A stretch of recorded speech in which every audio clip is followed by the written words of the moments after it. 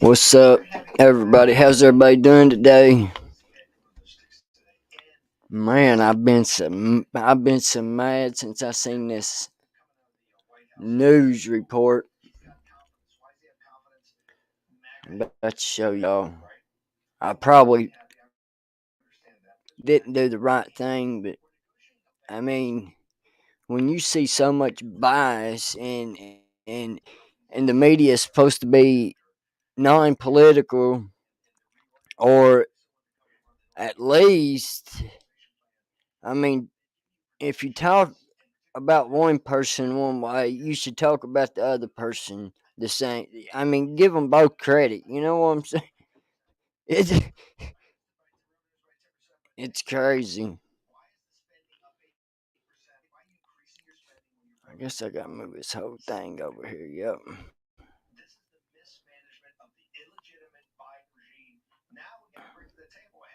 But anyways, I'm gonna play y'all a video that I seen that I had to end it.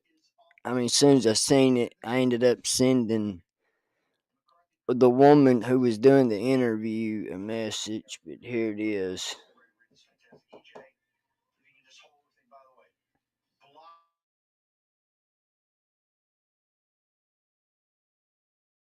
Number one, did Donald Trump rape E. Jean Carroll? The answer is no. This is the verdict. Yes to number two, did Donald Trump sexually abuse Miss Carroll? The answer to that from the jury is yes. So no on rape, yes on sexually abused. We got to go down to number four. On the jury form, Miss Carroll was injured as a result of Mr. Trump's conduct. The answer to that is yes. And they have awarded her $2 million. $2 million. The answer to was she injured as a result of Mr. Trump's conduct? Yes. No on rape. Yes on sexual assault. Sexually abused. Excuse me. Now we are looking at question number five. This is Mr. Trump's conduct was willfully or wantonly negligent, reckless, or done with a conscious disregard of the rights of Ms. Carroll, or was so reckless as to amount to such disregard. The answer to that from the jury is yes. The award in damages is $20,000. That's for number five. We're on to number six. Was Mr. Trump's statement defamatory? That's what the jury is answering now. The answer to that is yes. It was defamatory. Next, was Mr. Trump's statement false? Did Ms. Carroll prove by clear and convincing evidence that Mr. Trump's statement was false? The answer to that is yes. Now on to number eight. Mr. Trump made the statement with actual malice. The answer to that is also yes. On to number nine. Ms. Carroll was injured as a result of Mr. Trump's publication. I don't think this wasn't the video. Let me take this off the screen. Because, I mean, it's a disgrace how this news company or propagandist wants to. And I'm seeing the location. Oh, shut up. How certain news organizations, I mean, they're plumb left. I mean, they're so far left that they couldn't find their way out of a paper sack. And I guess I'd be so far right that I couldn't find myself out.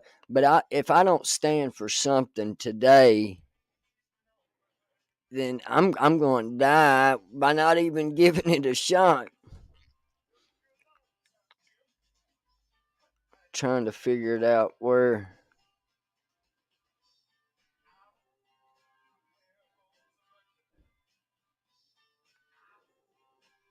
And it's just a disgrace. I was on the wrong thing. It's a disgrace.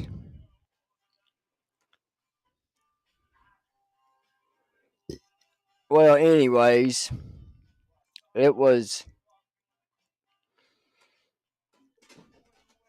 them speaking on, oh, this Trump, it ain't gonna, the people who support him, it ain't gonna affect his polling numbers. and all his garbage. Really, all Biden, he needs to. Uh, the mega people, pretty much the mega people, need to find a new leader because Trump will be losing. But I mean, I don't know what polling they're looking at, but I hate to tell them, but this man's like, I forget what the percentage is, but the percentage is pretty telling, really. I'm trying not to bring up.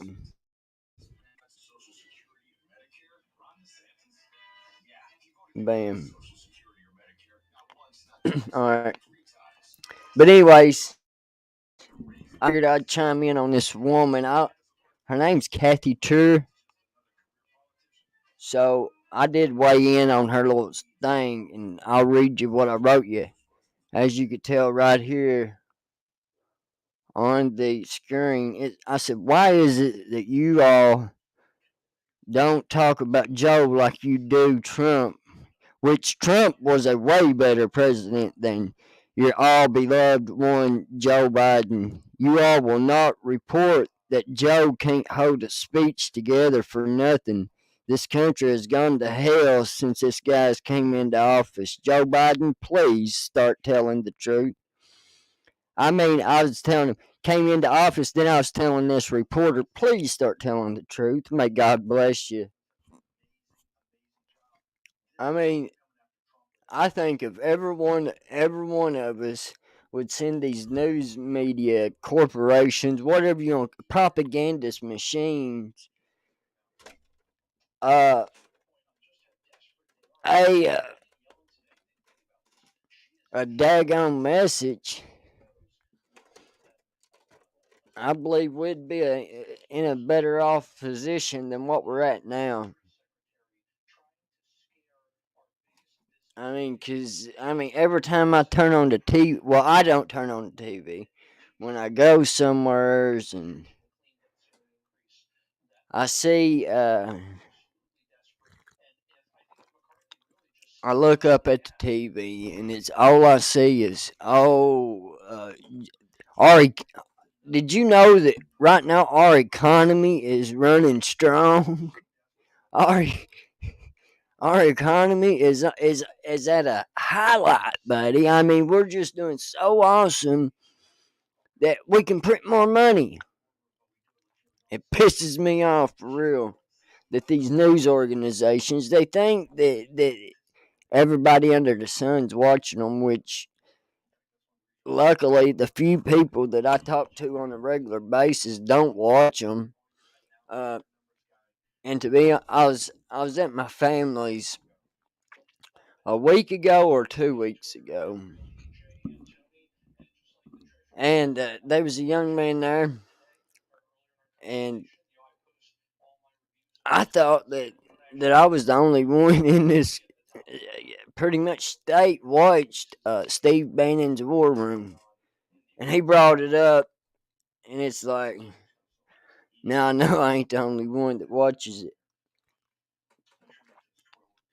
and now there's talk is going around that Elon Musk and Tucker Carlson is about to go in business, and Tucker's getting ready to. I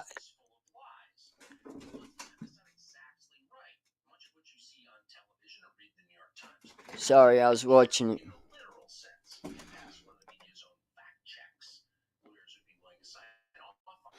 But anyways, I mean, it's junk. If you was to find time in your day, find your representative, shoot him a message. If it's a Democrat, let them know that, hey, don't budge on the debt ceiling. Don't make them drop a few $1 trillion. Don't over succeed the money that we have coming in. They want to say, oh, people won't get their SSI. I could care less if I get mine. It's the people who has worked for theirs, you know. It's the veterans out there who they need to worry about, instead of sending more stuff to Ukraine and fighting a war that they know they're not going to win by a long shot. They're getting smoked. 7 Ukrainians died to 1 Russian, and they think they're going to do this uh, uh, counter strike on these people. It's comedy. But I think maybe there's a little more to Zelensky than meets the eye. Maybe maybe he's one of them sleepers that needs to wake up and smell the roses, and I believe he will. At some point in time, he will. When he know it's either going to take his whole country getting took, or him opening his eyes up and being like, "Look, we need a peace deal." And I think the best way to end this war is, I can understand not wanting to give. It's like me. If I have 10 acres of land, I'm not going to want to give it away to my neighbor. But if we're arguing over an acre of it, I'm just going to be like, look, dude, let's split the acre that we're arguing over instead of going to war. And now this regime is talking about taking back Crimea that Russia's had for how long? For years now, as I'm gathering. It, it's the new. I think it's the new world order. And then I seen a dude from. I'm gonna be doing a video on this tomorrow about a dude who's over in Jerusalem, somewhere's over in the Mid East, Far East, whatever, in the East somewheres. That he's going around proclaiming to be the Messiah. There's only one Messiah. He's done came to this earth. He still lives today in the spirit. And it's God's Son, Jesus Christ. There is no other God. There will never be another God. There will not be another God on this earth besides when He comes back to get His people. I think they're making a big mockery of him. When you start, and don't get me wrong, the Bible does say that there'll be somebody to proclaim Jesus, whatever you want to call him. And he'll be able to perform miracles, and that's what this dude's doing. I think he made a lame man walk. I think he healed a few. That's not the point.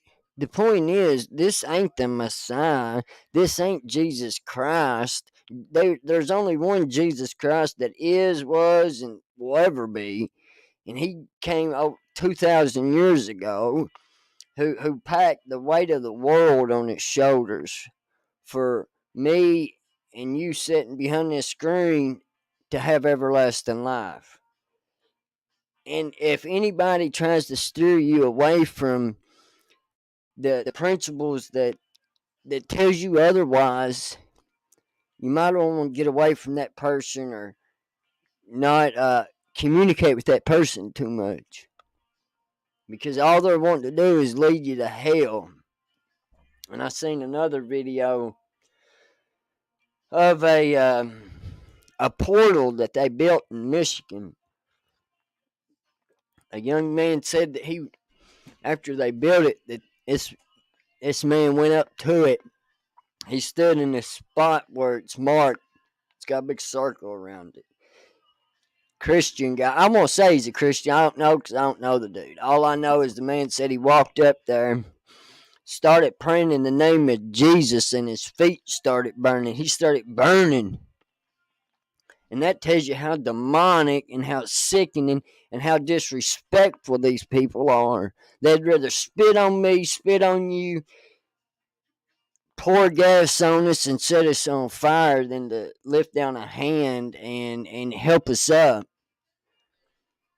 We're all humans. Me personally, I don't think there's nothing worth fighting for. Nothing. Nothing in this world is worth fighting for. Making war over. I think if all these big wealthy billionaires and trillionaires and all these millionaires would come together. It would stop world hunger. It would stop the homeless.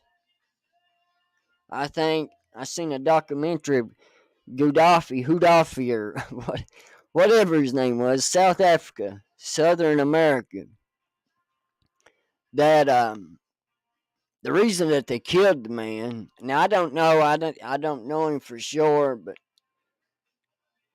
the documentary is very interesting. It could be a big conspiracy theory.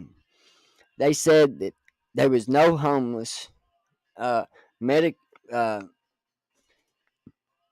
there was free health care. They was there was pretty much no hunger. That if they wanted to come over to America and go to school, or if they wanted to go somewhere else and learn a language, it was paid for. The government paid for it.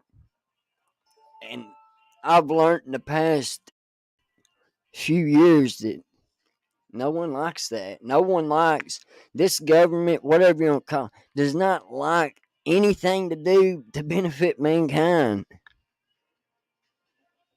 I don't know. But I hope everybody has a great and blessed day. May God bless you. Remember, Jesus loves you.